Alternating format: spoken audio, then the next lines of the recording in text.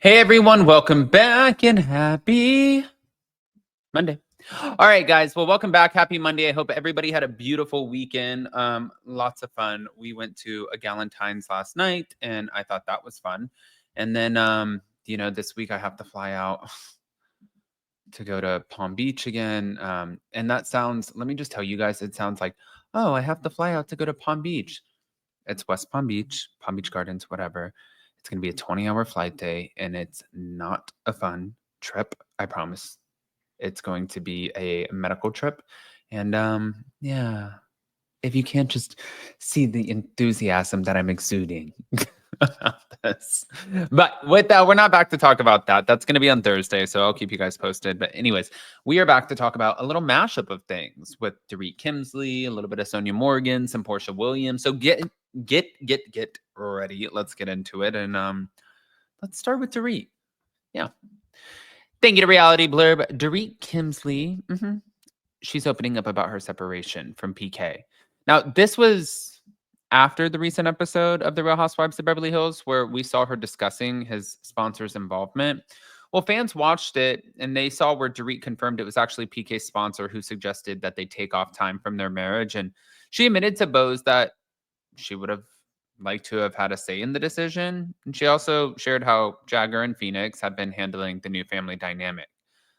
She said this on the after show. She said, I felt totally blindsided. She said, well, PK's sponsor sort of said it like, I think the best thing for you guys is to take some time apart. And why did his sponsor need to say it?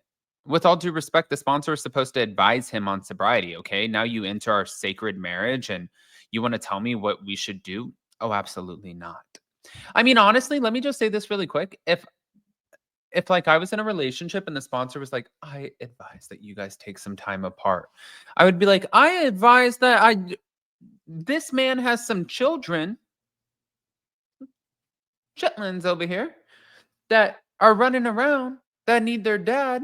And I also advise that I didn't ask your ass what you think about what I should do with my marriage. Your job is not to tell me about my marriage. Your job is to figure out some way to guide him with his sobriety. Now, you think I'm triggering his sobriety? Then let's have a counseling session. But the answer is not, oh, hey, step away from your family. I agree with Dorit. I would like to meet this sponsor because I feel like she might be trying to climb PK like a tree. It's also kind of gross, but you get what I'm saying. Now, moving on. According to Dorit, PK's sponsor was his friend first, which blurred the lines between them. And it was the new stages of his sobriety. So PK was working with the sponsor every day. And I was really, really grateful because he really helped PK. Oh, it's a boy. That doesn't mean anything. Then when Bose noted that she still had a problem with it, Dorit, she agreed and confirmed that she and PK had spoken of a separation before. She said it's the 700th time it was thrown around so easily, so quickly that it's lost its strength. But because her and PK shared two kids, Dorit said that their breakup was an especially huge decision. And she admitted it would have been nice to have been included in the decision. But as for where her and PK stand with his sponsor today, Dorit confirmed that he's no longer a part of their marriage discussions and no longer working with PK after he overstepped by interfering with their parenting. I full-fledged 100% agree with Dorit on that decision. Like, you're here to be a sponsor, be a sponsor. Keep your nose, your dirty little nose out of my business when it comes to my chitlins, my family, my children. Like, you don't get to do that. Okay? If he's over here tipping the bottle, excuse me, then have a conversation with him because you're the sponsor. But if I'm over here raising the kids, wondering where their dad is, that's not for you to decide.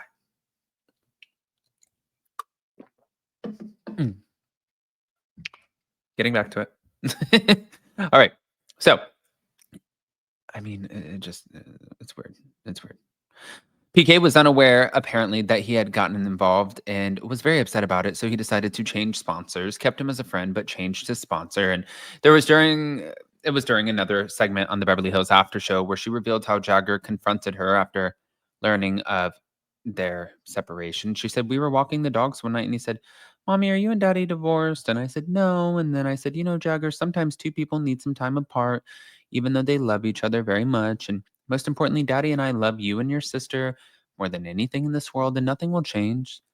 But at the moment, Dorit was doing her best to gauge Jagger's curiosity to see how much she should reveal. And she said, so after that, the follow-up question was, okay, but you will tell me if you were divorced? And I said to him, I would tell you way before Daddy and I divorced. So that was enough for him. And if I'm being totally honest, I think all these months later, as long as they see PK and I are okay together, that's truly what would make things easier for them. And, when they want to know more, they're going to ask specific questions. And because they're not, I feel like they almost don't really want a lot of detail. And I also think, that's okay to protect. We had this conversation with Ashley and Amani on here, and I think I don't think that kids need to be privy to every conversation. I don't think that they need to know all of the adult details. I think that we even used Mia Thornton from Real Housewives of Potomac as somebody who gives too much detail to their kids, her kids. And that's subjective. That's up to her. She can give as much or little detail as she wants. She is allowed to do whatever she wants. But it's like, it kind of seems like you're giving a little bit too much detail to your kids.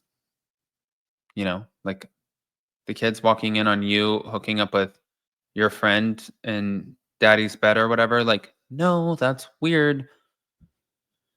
Ay. Moving on. So, oy, oy, oy. Sonia Morgan addressed Jill Zarin's involvement in the breakdown of the Real Housewives of New York legacy. And she also reflected on her divorce from John Adams Morgan. She hinted at dating a royal and shared why her daughter never filmed. Okay. On February 7th, news broke that her ex-husband John passed away, and though her recent interview was filmed beforehand, in the past she claimed to have dated several celebrities and high-profile figures, including Prince Albert. On the Reality Court podcast, she alleged that she once dated a royal who was a premature ejaculator. What? And that's how I learned how to fluff it and how to get it back up. And when asked if she was referring to Prince Albert, she said, I would never say. She also addressed marrying into the Morgan family, saying the Morgans don't marry you because you're good looking. They really want someone who knows their way around society and how to raise money and philanthropy and all of that. And she said that John didn't leave her, despite what people believe. She said, when I lost my husband, there was a big gap between just being me and how to raise my daughter as a Morgan. And that was the challenge because I didn't grow up that way and I kind of did it my way. And she hinted that her daughter never filmed because she does not want to be on television or be public.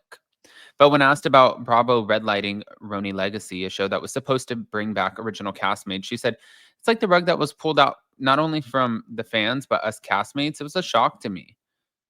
And the host, Ace Fanning, wanted to know if the rumors were true that Jill that deal up. And Sonia addressed how she and Jill were supposed to be original castmates together on RHONY, but Sonia bailed out before season 1 began filming. And she said, but she really screwed up the deal for Legacy.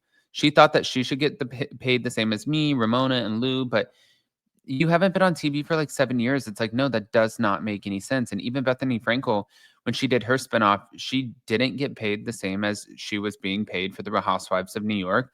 Bethany Ever After was a new thing that you're going to take a chance on. And the producers need to know that they're, going to break even at least. But Sonia said that Ramona wouldn't join Legacy because she was dating a guy seriously. And she revealed that, well, for her, she's been asked 3 times to do Traders, and she turned that down because her income now is through Cameo, and castmates on Traders can't use their phones while filming. So she also slammed her ex-castmate Heather for claiming that she did all of the work for Sonia's toaster oven campaign from a past season. And she said, I had a brand way before her.